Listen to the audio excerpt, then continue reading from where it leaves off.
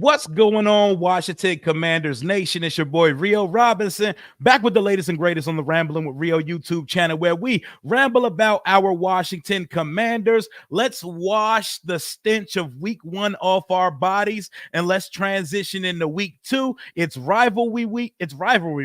It is divisional week, and our Achilles heel, kryptonite, and nemesis, the New York Giants, are pulling up. I'm bringing a former Giants offensive lineman, and he still bleeds blue to this day. My boy, Justin Pugh. How are we doing today, my guy? Oh, hold up. One second. Hold up now. Let me bring him on now. Justin Pugh, over 120 games started, 6 years with the Giants, 4 with the Cardinals. How are you feeling on this Tuesday afternoon, man? I feel a lot better. I'm not sore. I'm not playing football right now. My voice is a little beat up because I was at that Kansas City Ravens game on Thursday night, which was crazy. So if any of your followers are out there, they want to go see what it was like to be look, I'll say this. If they want to see what it's like to be a Chiefs fan for a day, go watch my YouTube. But I will say that there was a bunch of Ravens fans out there. The Chiefs fans were amazing. So if you get a chance to go out and see a game of Kansas City, go out and see a game of Kansas City.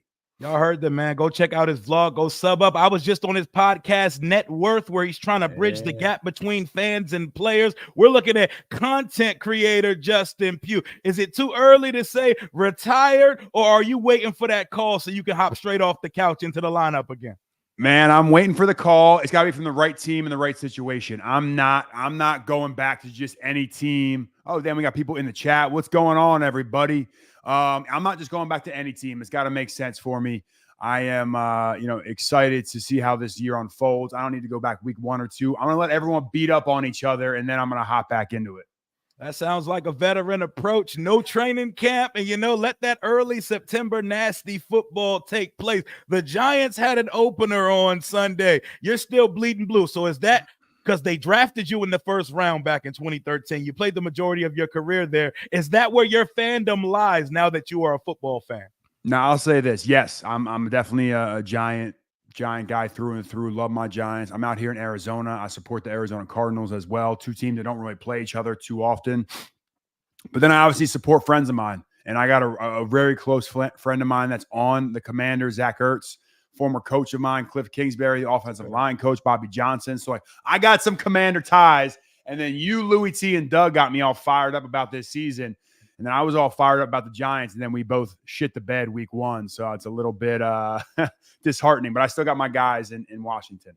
Absolutely. I know we're going to try to convert Justin into a Washington fan, man. I know he bleeds blue, and I know he got friends on the squad, so we may be able to get him on board. Let's start with the Giants opener. We know the situation there. I know you've got friends on the team, in the front office, etc., but give it to me. Give it to me raw, man. How was the opener? What was your reaction to the 28-6 opener to Minnesota? Sam Darnold led Minnesota Vikings.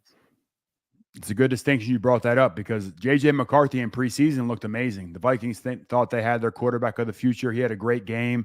And then he goes down and the sky was falling. And they came into Minnesota. And this is the thing. When you talk about your weight class in the NFL, no one's expecting the Vikings, the Giants, and no offense, Commanders to be winning the Super Bowl. We want to see progression. We want to see the team heading in the right direction. So when I saw the Vikings coming to MetLife, I'm like, all right, this is a great chance for the Giants to get off to a hot start because their schedule gets tough towards the end of the season. And the game started pretty freaking good for the Giants. They get a field goal. Now, they didn't get a field goal off the rip, but they started the game off where they had a good drive. Things were happening. Vikings had a turnover. They had a chance to go down and get a touchdown. They only got a field goal. And then the game just started to get away from them very quickly. I mean, it started to get ugly, and it never rebounded. There was just never a glimmer of hope that the Giants were going to make a comeback, and the game was over before it started. I was doing some ESPN calling the games in the 1 o'clock slot, and every time we would pan to the Giants, it was just negative news every single time. And you have all this optimism. You're like, all right, all we have to do is get off to a hot start, and you get a turnover. You're about to go score, and then you only get 3 points. It kind of sucked the wind out of the stadium, and we can get to all that later on. But it was a tough Sunday for Giants fans, and the fan base is in flux. If you go on Twitter right now and type in any of the big names on the New York Giants, from the GM to the quarterback, you're not going to find any positive news. Absolutely not. I see former players, I see media, I see fans, I see people following Daniel Jones to his car talking shit, which I'm not a fan of, by the way. But it's such a weird game to look at because y'all won in time of possession. Y'all held the Vikings to a very low third down percentage, but it was just nothing happening from the offensive side of the ball. It looked like y'all desperately are missing Saquon Barkley, who opened up with a 3-touchdown debut in his Philadelphia Eagles debut. I kind of hate y'all for allowing that to happen. And Daniel Jones, since he signed his contract, more pick sixes than touchdowns. Y'all do not get in the end zone on Sunday. And in week where at least even the Panthers got in the end zone on Sunday, it's an awful start for the New York Giants, man. I know New York, they got to be in shambles right now. All right, let me spin zone this a little bit. Let me try to figure out a way out of this one. Yes, like trust me, I wish we re-signed Saquon, heart and soul of the team. Just he's been a top pick. But the philosophy of the New York Giants is they want to build through the pass game. Like they want to be this is a passing league. Even though this weekend didn't look like it, a lot of teams running the ball. Mm-hmm. You look at like the Ravens, the Chargers, in Seattle, they're kind of run first. You guys are even going to be running the ball a bunch with Jaden. The Giants are building this team to be a passing team. You bring in, you have Andrew Thomas, one of the best left tackles in football. You paid Runyon, who's the left guard. Like they want to throw the ball around. You draft Malik Neighbors, who is a dog. Don't get me wrong. He didn't have he didn't have to get the ball enough in his hands, but the game plan dictated like an ugly second half for this game. So look, I will say this: letting Saquon Barkley walk, tough scenario. Letting him walk to Philadelphia, me and you can both agree on that one. That one just like crushes our soul. I hate that shit. I will say this about Daniel Jones. They paid Daniel Jones for what they thought he was going to become. You don't pay people for what they've done. You pay people for what they're going to do. And at the time when they paid Daniel Jones, $40 million a year in the quarterback market actually is a bargain in today's dollars. Dak just got $60 million if you thought he was going to progress. And Daniel has had injuries last year. He struggled in this first game. He knows it. Everyone knows it. We don't have to hide it. He will lose his job if he doesn't continue to perform or pick it up and actually start playing well. And that is something that I do feel for Daniel. He's coming off injury. He has the pieces, but it's on him. It's on him to go out there and do that. And I hope he will. I hope he shuts everybody up. And there's nothing like getting off the schneid than playing against a team you've had a lot of success against. Absolutely. And I mean, the Commanders fans, I see Little Giants on here, but I remember going down there and beating y'all last year a couple of times. So Little Giants, and if we're Little Giants, then Commanders, come on. What are you? I hear you. And we were just about to transition into that because Daniel Jones has had his only success really in the NFL for the most part versus Washington. He's 5-1-1 versus Washington. He makes things happen. Y'all find a way to beat us no matter if it's DeVito, if it's Tyrod Taylor, it's Daniel Jones. Dan Quinn has success against Brian Daboll. I believe he's 4-0 against him, but that Dallas team was very different than what Washington's trotting out on the field right now. From your experience as a player, as most recently last year, going up against guys like Daron Payne and Jonathan Allen, what was your career experience playing against Washington, coming to our nasty-ass stadium, all that, etc.? The stadium gets you right away because it's tough to deal with. The locker room, the field wasn't that great, but I will say the fan base always showed out. Like I was there with Ryan Kerrigan and Brian Arakpo in the early days. Like I'm talking 2013, 2014. You guys always had, and then you started drafting defensive linemen, so you knew it was always. I mean, Matt Ioannidis. I will tell you, Matt Ioannidis was one of the toughest defensive tackles I ever had to block in my entire life. He just should have still been in you never should have let him go to Carolina. But you bring in Payne, you bring in Jonathan Allen, you draft the rookie Newton, who you have to give me an update on him. Cleveland Farrell, Armstrong's the other one. The linebackers look great. You look a little weak in the secondary. I'm not going to sit here and lie to you. It didn't look great in the secondary. But I will always say you got some dogs on the inside. Payne is probably more twitchy. Jonathan Allen probably has the best move in football with that hump move. Last year, I jump set the shit out of him. I got him a couple times, and then he whooped my ass a couple times. Like that's the Marshawn Lynch. I'm gonna get got. I'm just trying to get mines more than I get got though. And then Jonathan Allen got me. He's a dog. So it's gonna become these are some of the best D tackles in football. So it's an interior offensive line battle because There's a dude on New York, Dexter Lawrence, who was unblockable on Sunday, and he is like one of the brightest stars for the New York Giants going forward into this season. Yeah, there are a lot of things on that Giants roster you look at. It's a little bit of a head scratcher, but that defensive front the Giants have is not one of them. But to go back to Washington's that you just made points about, Jonathan Allen in pain. They are tough. You got to go mano a mano with them in real life.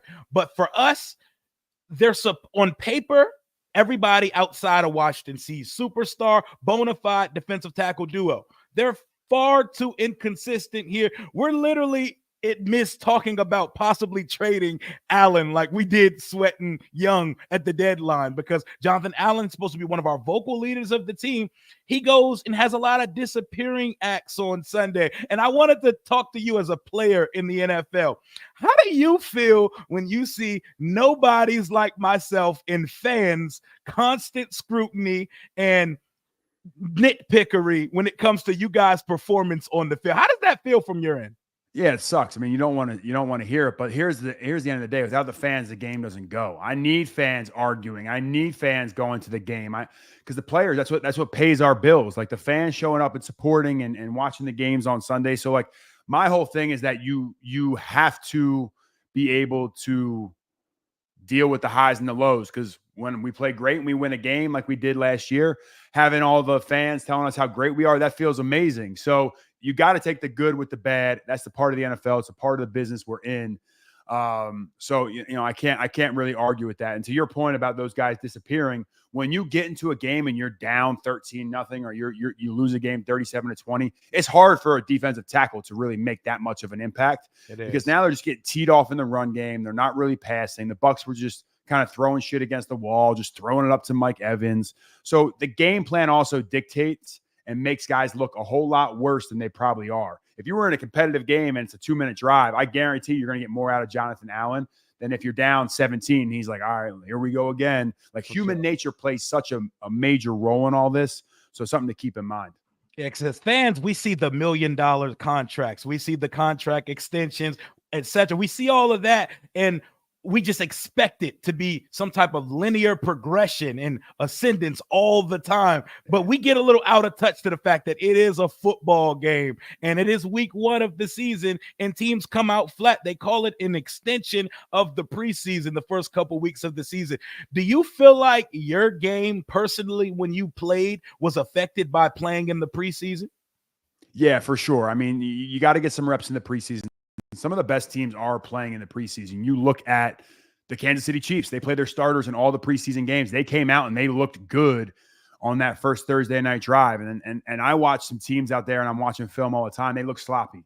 There was miscommunication. There was, they got certain looks they didn't get to see in preseason, and there's just going to be hiccups. That's going to get better throughout the year. There's no question about it.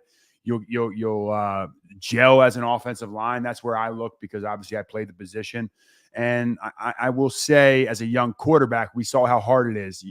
It isn't just preseason football when they're lining up in this basic cover 2 or 2-man or whatever coverage they're used to seeing. You're getting exotics. You're going to start getting game plan against. And that's where you saw everyone was so high on Jaden and Caleb Williams. Yeah, they had their struggles, because now it's real football schemes coming into play. Absolutely. Appreciate you, Dorgunna, for the $5 donation. He said, Jones has owned us as a starter. I so want us to be the team that puts a fork into his starting time with the Giants. How fitting and poetic and Shakespearean it would be for us to close out the Daniel Jones era in New York, being that he beat us so many times in Washington. We're going to get more into that in just a second. But so, just to close out this topic, are you guys do they lean into guys, try not to talk back to the fans on social media? Do teams actually tell y'all to just leave that shit alone? Yeah, they'll tell us. They'll say, hey, look, you're a grown man. You can do what you want to do. You can go out there and handle your own business, but just know the ramifications that comes with playing in it. The NFC East is, in my opinion, when that's rolling, and we talked about this on my show, is the best division of football, because the fans are so passionate. Mm-hmm. And that's why, dude, I want you guys to be good. I actually want you. I don't want you to be great and beating the Giants every single time, but it's great to have a rivalry. It's great to have a back and forth. It gives us all something to look forward to. So what I will say is to that, players, just know when you engage in the fans and you engage in the negativity, it's just going to spur more negativity because people are like, oh, he's responding to that. And I catch myself in that all the time, trying to correct people. And I'm trying to do a better job of staying away from the negativity because, man, it's just, that's what people engage with. And if they see you engaging, they're going to keep doing it. Absolutely. I appreciate you for that. See, this is insight from an NFL player. We're not going to call him retired yet because he's just one phone call away. Hey, maybe one of your buddies, old Cliff Kingsbury from your time in Arizona, maybe he gives you the call. You could come and put that burgundy and gold on like I'm trying to bring to you right now. What were your thoughts and how was your time playing with Cliff in Arizona? I love Cliff. Me and Cliff got along great. When I say he's a player's coach, I don't want, that's not a negative by any means. Like he made sure like he was listening to his players. And that's something that a lot of people don't do. And I've heard Dan Quinn is an unbelievable player coaching guys. I mean, look, this goes to show you right now. I mean, like guys came and signed with you guys just to play for Dan Quinn, dating back to Bobby Wagner. Like you were getting one of the best linebackers of all time. That's like, you know what? I'm willing to go all the way to Washington where I've never, spent any of my career to go play. And Cliff Kingsbury is the exact same way. Guys love playing for Cliff. You got Bobby Johnson in there who's working with the offensive line. There just needs to be more consistency. As Jaden Daniel progresses and he can take more responsibility on his shoulders, the offense is going to get better and better. Like I would, if I was the Commanders, I would just look at Kyler Murray's rookie year and with the Cardinals and just that's basically what I would pencil in for what you guys are going to do this year, to be honest with you. Okay, so a carbon copy of Kyler's rookie year. Do you think an offensive coordinator position better suits Cliff Kingsbury and his personality? Do you think it was the umbrella of having to oversee the special teams, the defense, the drafting, the draft board, dealing with the owner on a day-to-day? Do you think he's better suited as an offensive coordinator, or do you think either way he's just a guy that guys resonate with and want to play for? Yeah, I mean, that's a great question. Being a head coach, and this isn't like me, this is how I would look at this. I would never go out and hire just like the best offensive coordinator or the best D coordinator and say, hey, you're going to be a great coach. I actually would look at special teams coaches, and that's where I would go because they always look at the entire team. They're always looking at the total picture. They know everybody. A lot of times, and like we'll see this with New York, Brian Daboll's calling plays right now. That is going to impact his ability to be the head coach. And if Dan Quinn's calling the defensive game, that's going to impact his ability to know when to call the right timeouts, when to throw the right challenge, because he's thinking about his third down blitz package and not thinking about how to maintain and create a game plan for the entire team. So I love that Cliff is at the offensive coordinator position because that's where he thrives. He thrives in getting guys open. He thrives in having the receivers running Scott ass free down the field. The team's gelling. The team's going to get better. Knowing who you have and how to handle them will improve. But I think Cliff's one of the best in the business at doing just that.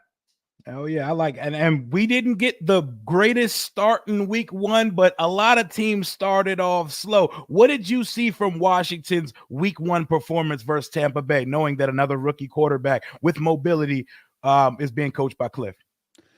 So honestly, I just love the fight. I love the progression. You guys got down. What was it? Was it 13-0 early in that game? I didn't get to watch the entire game. But what I'll see is like when you look at the box score, it's like, all right, you guys were down 23-7. Then you were down.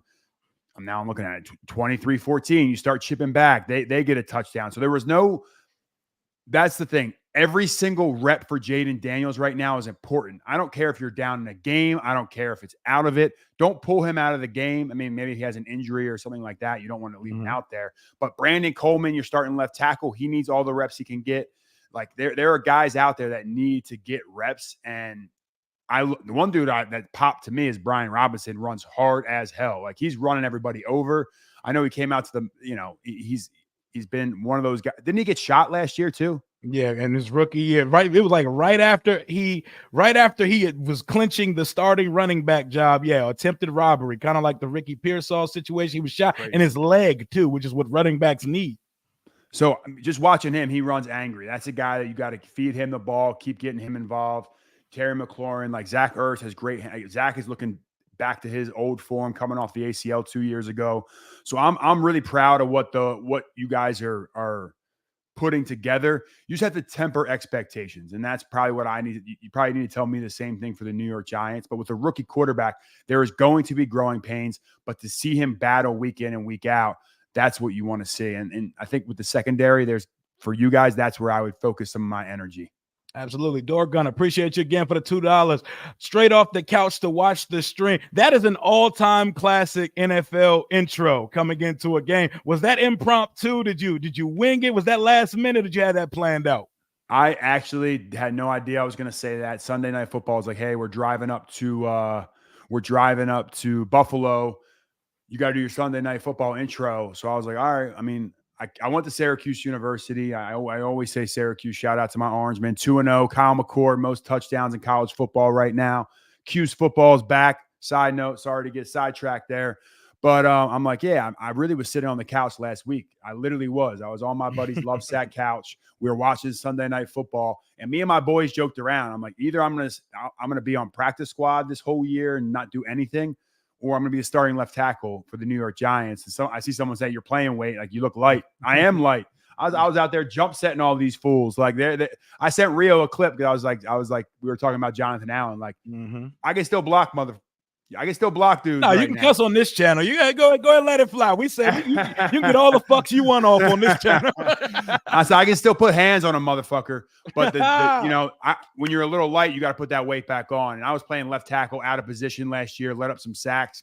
I haven't played that spot, so that is the one thing that now I'm all sidetracked on what we were even talking about. Start cursing and whatnot, but that's kind of where I fall on that whole scenario. Yeah, but I appreciate it, by the way, and you're keeping it real. As an offensive lineman, it feels like it's one of two directions when y'all retire. It balloons and you get up to 450, or you become like Instagram model petite. Y'all slim down. Like Joe Thomas felt like he immediately got slim as soon as he hung up his cleats, man. We've been fat for our entire lives. They've been beefing us up. Like, there's no profession on planet Earth besides sumo wrestling and offensive line play where they're like, yo, get as fat as shit, be unhealthy, be borderline, getting ready to have a coronary heart attack, and we'll pay you for it. So, like, we trade our health for money. And at the end, it's like you go back and try to get back in shape. And, I just had a daughter, man. I'm not trying to die too young. Hey, shout out to Girl Dads Worldwide. Yeah.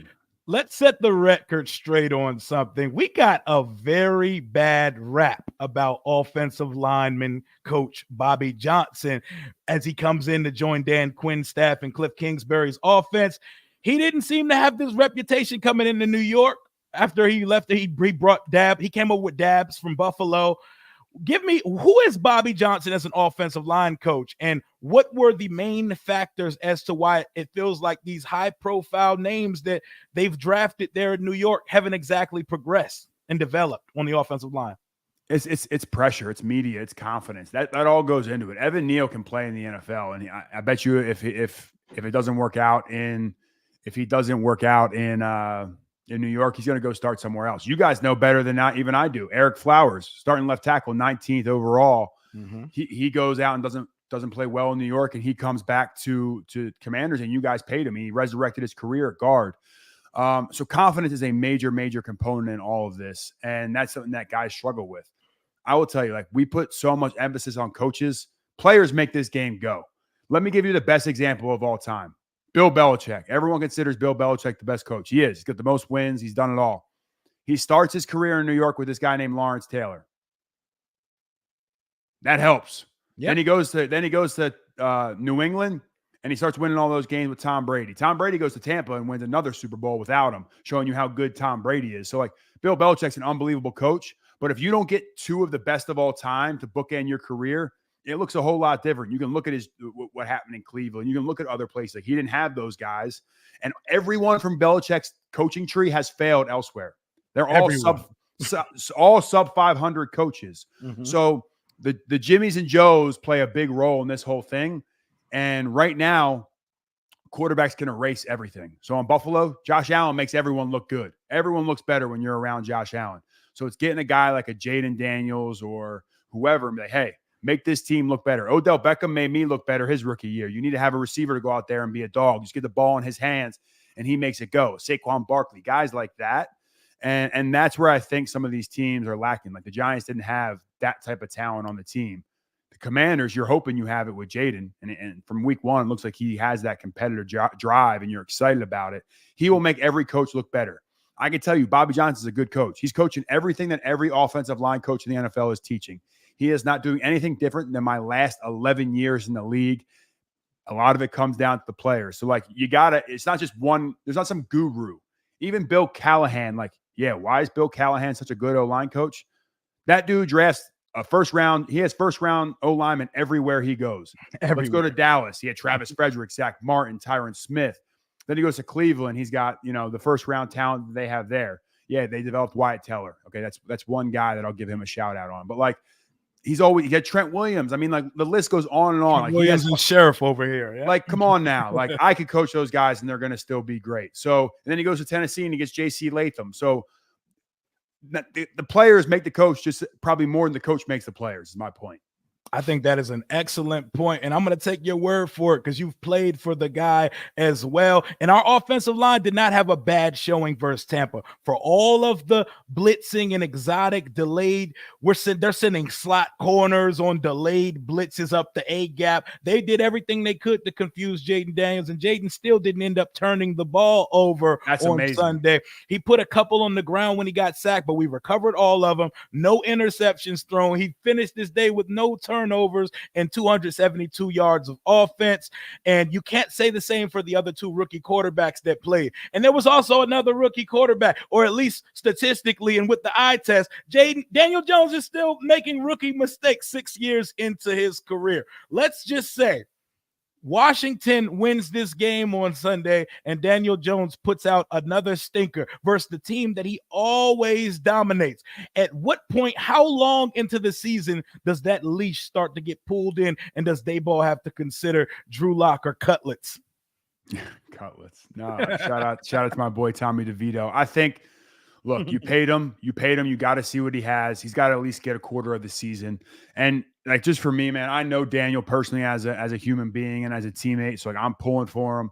Mm-hmm. But if I was struggling, I know that he would be saying the same things. Like, hey, we got to get someone in here that can do the job. So I think I would hope he would get half the season to see where he's at. I know people are starting to throw. They should not fight, no matter what happens. Joe Shane and Brian Daboll need to be there for at least another year. They need to be able to have that continuity. That's what good teams have, is they have continuity in the front office that bleeds into the team. So I would say like they 100% GM and head coach need to be back, but they'll need to make a decision on Daniel. And I think depending on how bad, if he's making mistakes where he's giving teams 6 points the other way, it'll probably be closer to 4 games than 8. But if he's not turning the ball over, they're doing some good things on offense. I definitely, hopefully he plays the whole year and plays well, but those are probably the areas that I would look at, like kind of just put the season up like that. Brian Daboll is a good coach, and Joe Shane, he's getting a lot of flack because as football fans, we were all blessed to sit back and watch all of the dirty laundry of the New York Giants this offseason. First ever NFL Hard Knocks offseason edition. As someone who just played for that team, if you were still in that locker room, or even how you feel now, what was it like getting that much? We're watching guys draft boards. We're watching them sit and talk shits and giggles about quarterbacks and talk about these players like pieces on the board. How did that feel from your end watching that?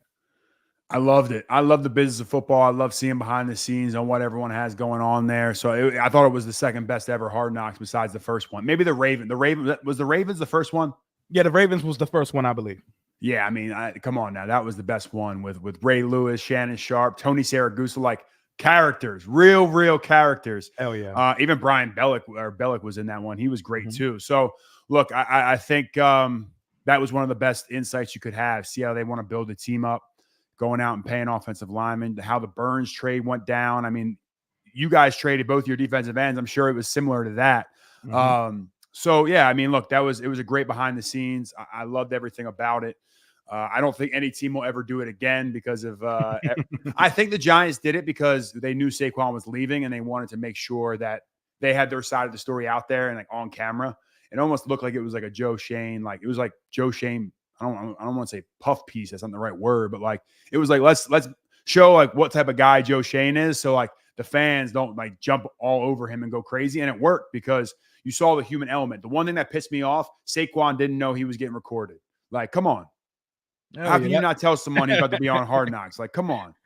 Got to spin the narrative. You got to spin the narrative. And that is what we are in this digital society we live in right now. Everybody wants to control the narrative. And I think we probably get more off-season Hard Knocks because I bet the ratings were ridiculous because it was like watching like The Office New York Giants edition. You're just sitting back listening to everything.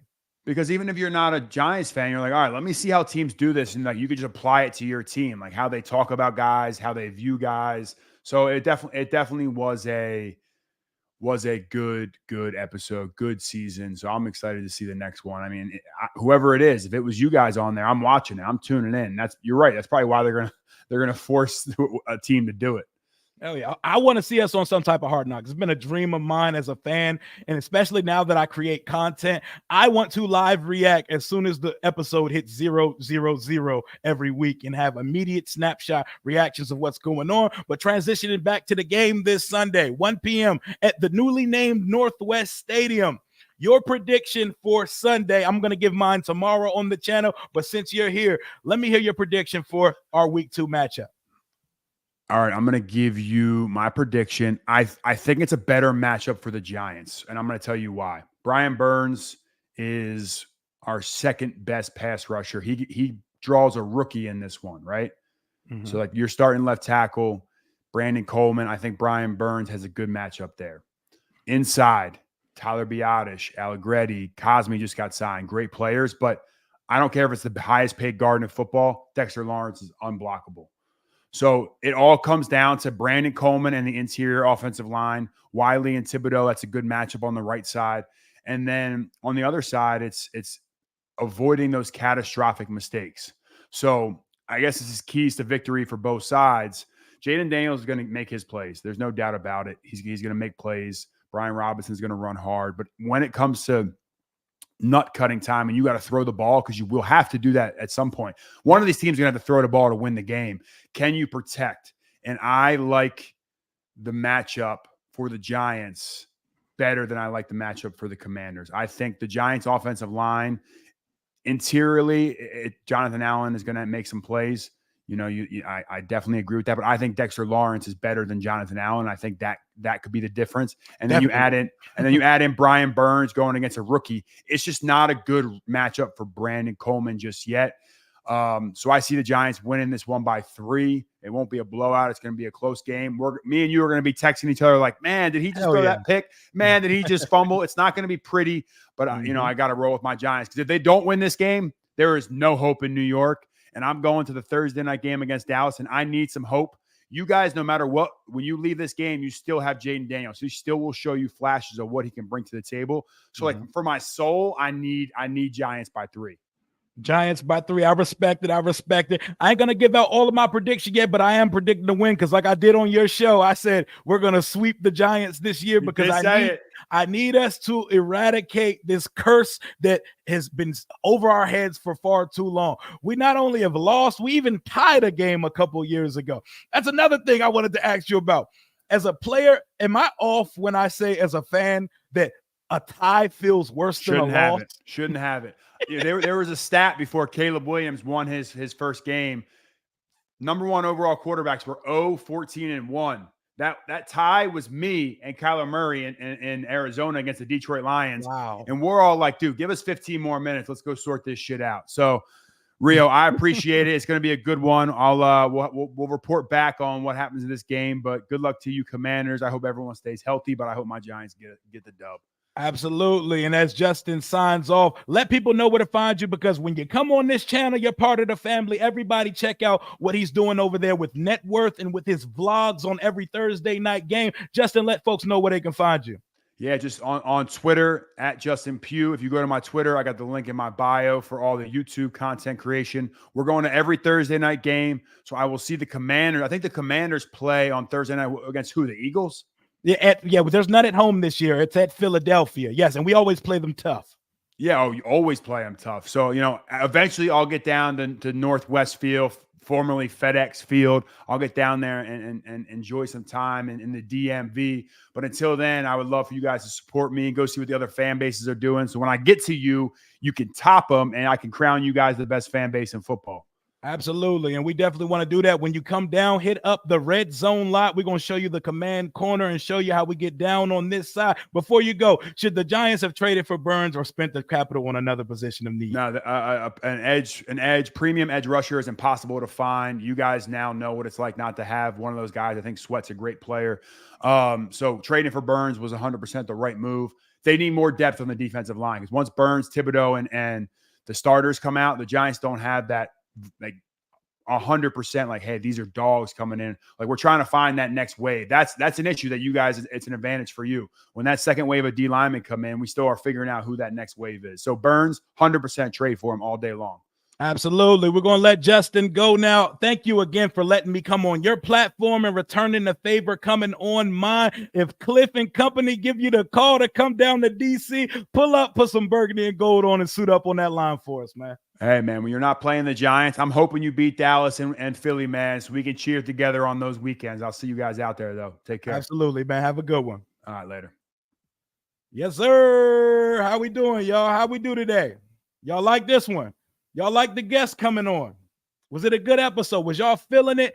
I'm going to give my official predictions for the game tomorrow in my game preview when I bring Kid Blue on, because you know we collaborate every week with a creator of the opposition.